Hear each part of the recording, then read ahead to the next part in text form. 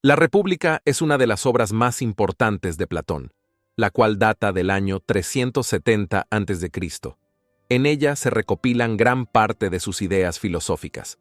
Está compuesta por 10 libros, en los que reflexiona, entre otras cosas, sobre qué es justicia, cómo es un Estado justo y qué funciones tiene el hombre en la constitución de un Estado ideal. Asimismo, la República supone un debate acerca de la política, la justicia y la ética, y tiene como personaje principal a Sócrates, maestro de Platón, quien dialoga sobre estos temas con diferentes personalidades. Sócrates es aquí el alter ego de Platón que expresa, en realidad, las ideas de su discípulo. Veamos de qué trata cada libro mediante un resumen y explicación de la obra completa. Libro I. En este libro inicia el tema principal que abarca gran parte de esta obra, la justicia. En primer lugar, Sócrates reflexiona sobre esto con Polemarco y después con Trasímaco. Libro II. En este libro intervienen Glaucón y Adimanto, quienes desean averiguar qué es justicia. También aparecen temas como la existencia de 3 tipos de bienes, las características del hombre justo e injusto. Asimismo, Sócrates ofrece los primeros detalles de cómo ha de ser el estado ideal. Libro III. Este libro se centra en cómo tiene que ser la educación de los futuros guardianes. Sócrates se adentra en diferentes disciplinas que, según él, hay que vigilar en el proceso educativo. Desde los héroes que se presentan en la literatura, la gimnasia y la música, hasta las imágenes que fabrican los artesanos. Libro IV. El libro IV inicia con la oposición por parte de Adimanto a las palabras de Sócrates, donde afirma que los gobernantes han de prescindir de cualquier tipo de propiedad. Sócrates argumenta sobre la necesidad de que la ciudad en su conjunto sea feliz, no solo una clase. Asimismo, el filósofo establece una analogía entre ciudad ideal y el alma. Libro V. En esta parte intervienen Adimanto, Polemarco, Trasímaco y Glaucón, quienes, insatisfechos con las respuestas de Sócrates, quieren que éste continúe especificando detalles sobre la ciudad ideal. Aunque Sócrates se dispone a hablar sobre las diferentes formas de gobierno, primero responde acerca del papel de las mujeres en ese estado ideal. Libro VI. Sócrates expone sus argumentos sobre por qué el estado ideal ha de estar gobernado por filósofos. Por su parte, Adimanto señala que la mayor parte de las personas piensan que los filósofos son extraños. Sócrates argumenta en defensa de los filósofos como gobernantes y utiliza 2 alegorías, la del sol y la de la línea. Libro VII. En esta parte, Sócrates habla sobre la importancia que tiene la educación del rey filósofo. Aquí expone el mito de la caverna a fin de explicar la importancia del filósofo como guía de las personas para extraerlas de la ignorancia y dirigirlas hacia el conocimiento. Libro VIII. Glaucón hace un resumen de las conclusiones sobre estado ideal que ha ofrecido Sócrates en los libros anteriores. Sócrates se encarga de describir los 4 tipos de gobierno: timocracia, oligarquía, democracia y tiranía, los cuales el filósofo describe como formas de gobierno deficientes. Sócrates va pasando por cada forma de gobierno a medida que imagina el fracaso de la ciudad. Libro IX. En el libro IX, Sócrates termina su reflexión acerca de las diferentes formas de gobierno. Concluye hablando sobre el hombre tiránico y cómo éste surge del hombre democrático. Asimismo, Sócrates pretende demostrar que el hombre justo es el más feliz que el hombre injusto. Libro X. En el último libro de la República, Platón indaga en el tema de la poesía y los poetas. Sócrates y Glaucón abordan la expulsión de los poetas del estado ideal. ¿Cómo podemos explicar la República? La influencia de la obra de Platón en la cultura occidental a lo largo de la historia ha sido descomunal. El impacto del pensamiento platónico ha sido multidisciplinaria, ya que no solo ha influido en la filosofía posterior, también lo ha hecho en la ética, política, literatura, psicología y religión. Cada época ha interpretado la obra de Platón con los valores predominantes en cada momento, así hasta nuestros días. Es evidente la repercusión en corrientes filosóficas posteriores como el neoplatonismo, también en la divulgación del cristianismo, con autores como San Agustín y después, en la filosofía escolástica con Santo Tomás de Aquino. La República explora tópicos tan variados como la ordenación de la ciudad ideal, los tipos de gobierno, el papel de la mujer en la sociedad, la educación o la teoría del conocimiento. Para ello, Platón se vale de diferentes alegorías, entre ellas, alguna tan conocida como el mito de la caverna. Por otra parte, tenemos la aproximación al término de justicia. El concepto de justicia surge desde la primera parte del libro. Cada uno de los personajes tiene su propia impresión acerca del tema. Polemarco, Sócrates y Trasímaco presentan opiniones dispares. En primer lugar, Polemarco considera que la justicia consiste en hacer bien a los amigos y mal a los enemigos. La idea de justicia de este personaje está relacionada con la atribuida al poeta griego Simónides. Sin embargo, Sócrates difiere de esta definición. Para el filósofo, la justicia no significa disponerse a hacer cosas buenas a los amigos, sino en conocer qué cosas son buenas para ellos. Obrar justo significa no hacer daño a nadie. Por otro lado, Trasímaco considera que justicia es lo que le conviene al más fuerte, es decir, su postura defiende que lo justo es aquello que marcan las leyes que fijan los gobernantes, a su conveniencia, y que imponen a los más débiles.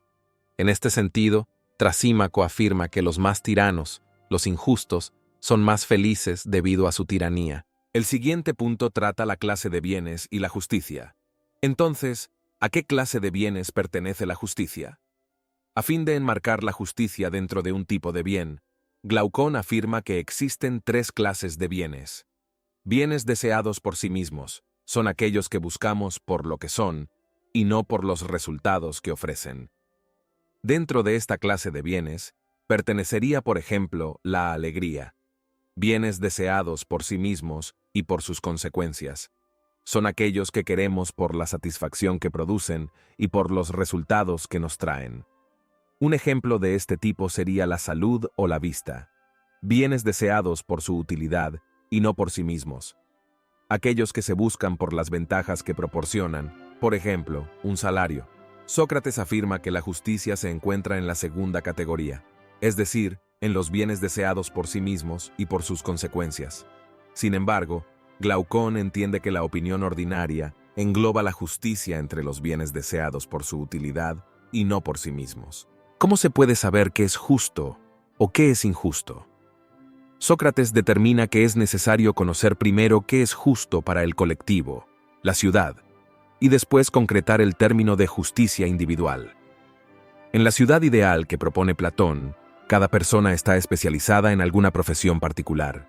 De este modo, el Estado justo queda dividido en tres estamentos. Cada uno de ellos cumple su misión específica en la ciudad a fin de contribuir a la abundancia colectiva. Gobernantes filósofos, encargados de dirigir a los ciudadanos.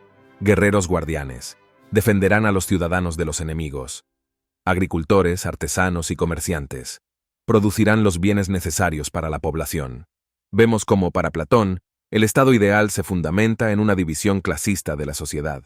Sin embargo, para el filósofo, estas categorías sociales no deberían ser herméticas, es decir, la pertenencia a una clase u otra no es hereditaria ni tiene que ver con la riqueza que cada cual posea, sino por las capacidades que se manifiestan desde niño.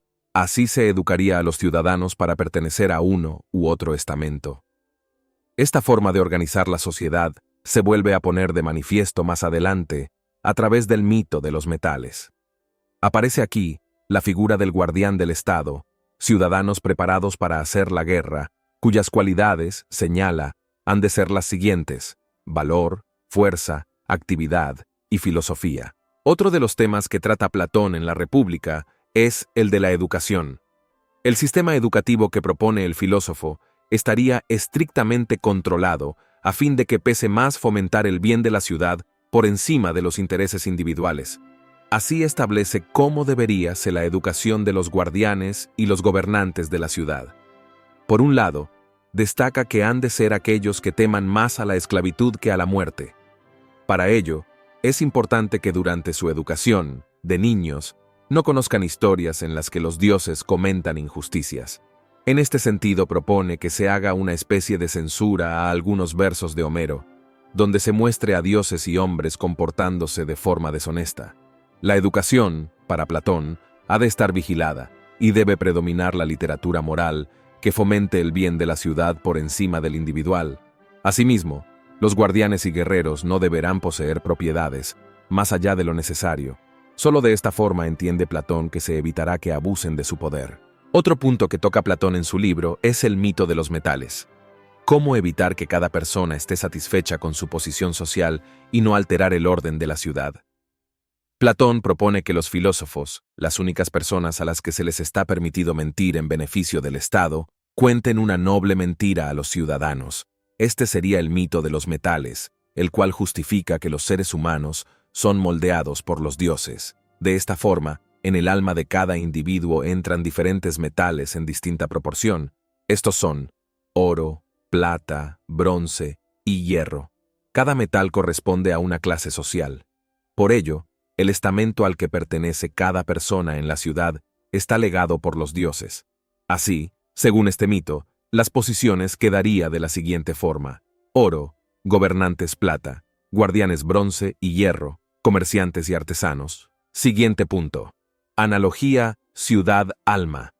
La ciudad ideal para Platón, en palabras de Sócrates, es aquella en la que se dan 4 virtudes: prudencia, valor, templanza y justicia. En primer lugar, la prudencia. Una ciudad prudente es aquella que atina en sus decisiones. Dentro de la ciudad, los sujetos poseedores de la prudencia son los gobernantes. En segundo lugar, el valor. Esta virtud ayuda a superar las dificultades, tener la fuerza para luchar contra las ellas y determinar qué temer o qué no temer. El valor es lo que caracteriza a los guerreros. Por otro lado, la templanza en la ciudad determina la moderación de los apetitos corporales y las tentaciones de los sentidos. Esta es la característica principal de los agricultores, artesanos y comerciantes. La cuarta virtud es la justicia, que Platón entiende como orden y armonía. Esta aparece cuando se dan las virtudes anteriores. Platón establece una analogía entre el Estado y el individuo. Propone una división tripartita del alma individual: racional, capaz de medir, pensar y calcular; irascible, es la parte emocional del alma; apetitiva, es la que se deja llevar por deseos y apetitos. Las 3 en equilibrio dan como resultado un hombre justo. Entendemos que el concepto de justicia para Platón consiste en que cada persona cumpla con el papel que le corresponde en la ciudad. Si la ciudad es feliz como resultado, los ciudadanos serán felices. Otro tema que trata en el libro es los filósofos como gobernantes. Entonces, ¿cuándo llegará el estado ideal según Platón? El filósofo afirma, a través de Sócrates, que éste se dará cuando gobiernen los filósofos. Según Platón, los filósofos son los únicos conocedores del saber, la verdad y lo bello. Los filósofos son los únicos capaces de conocer las formas y por tanto tienen conocimiento verdadero. En este sentido, el gobierno que propone Platón no es elegido democráticamente, sino solo aquellos que conozcan la idea del bien serán los que estén preparados para gobernar. Para explicar la naturaleza del bien, se refiere a la alegoría del sol. Sócrates utiliza el sol como analogía para hablar del bien.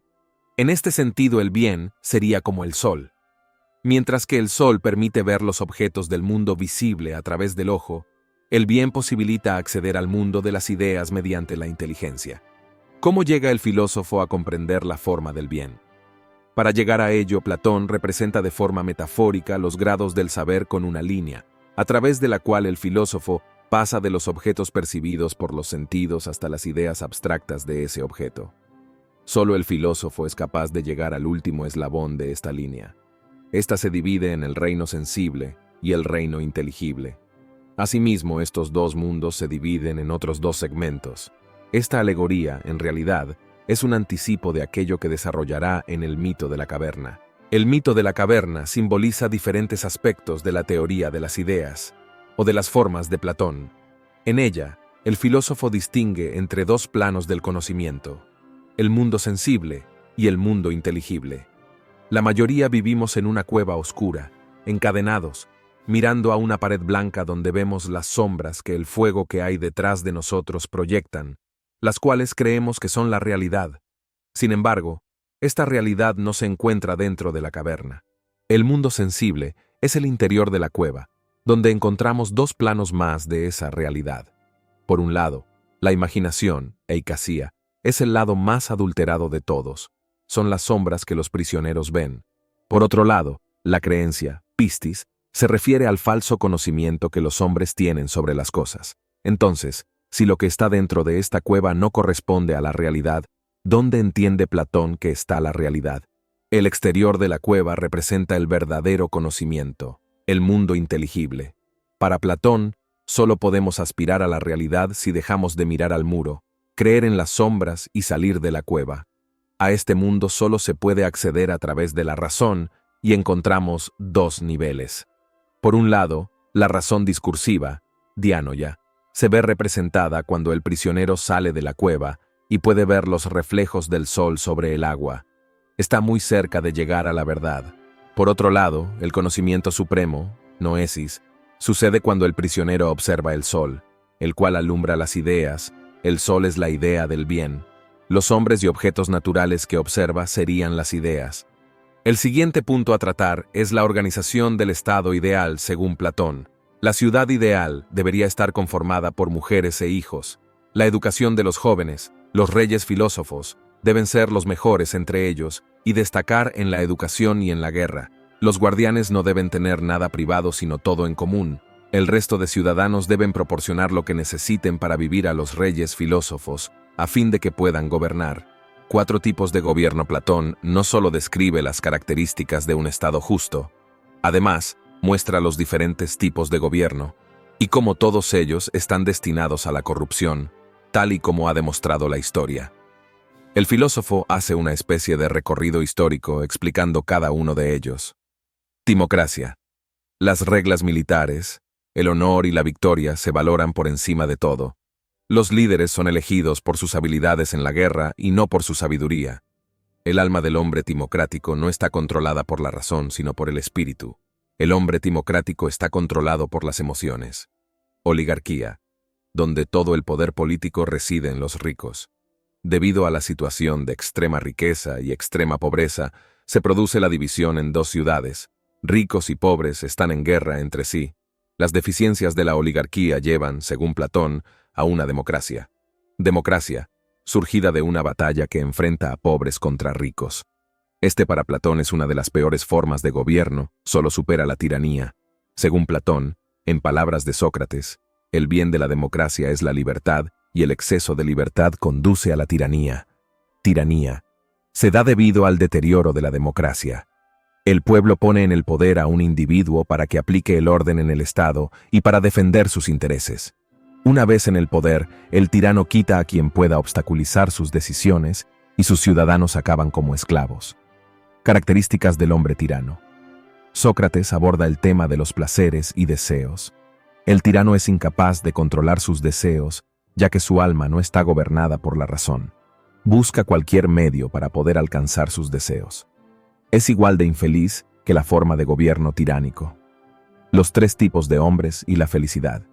Para defender que los justos son más felices que los injustos, Platón entiende que hay 3 tipos de hombres, al igual que el alma es tripartita, el hombre que está dominado por la razón y que busca la sabiduría y el conocimiento, el hombre que se rige por el espíritu y busca el honor, el hombre que busca el beneficio y está dominado por sus deseos.